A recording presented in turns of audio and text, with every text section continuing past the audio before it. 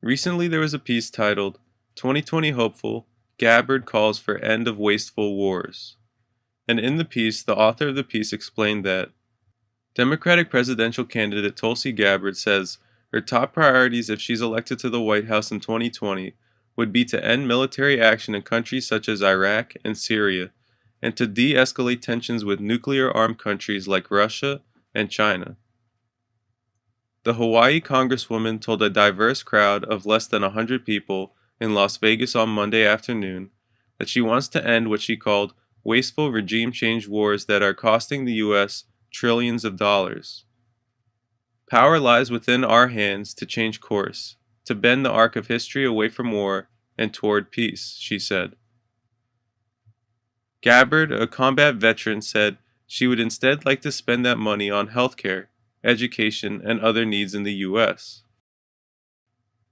Now, Tulsi hit on a lot of important points here. First of all, Tulsi talked about how her number one focus is to end our regime change wars, which is really important.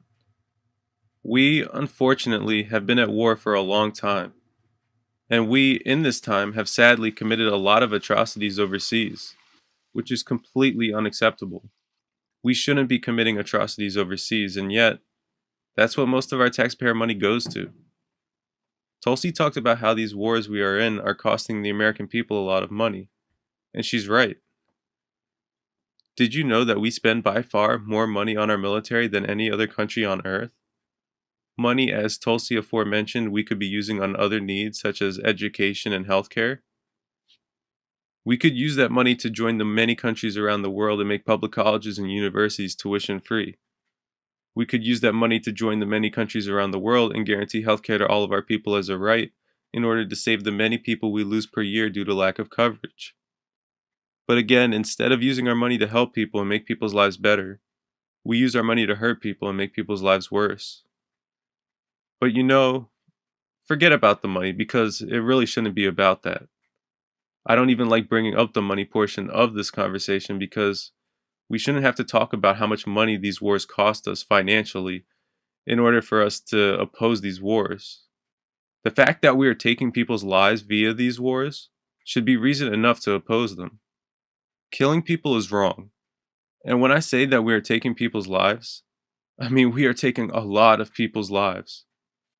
What we are doing overseas is absolutely horrific, and it's no surprise why the world considers us to be the biggest threat by far to world peace in the world. And sadly, I don't see any of this changing anytime soon because we as a people do not talk about this issue nowhere near as much as we should. And our level of outrage and dismay that we are taking people's lives overseas is nowhere near where it should be.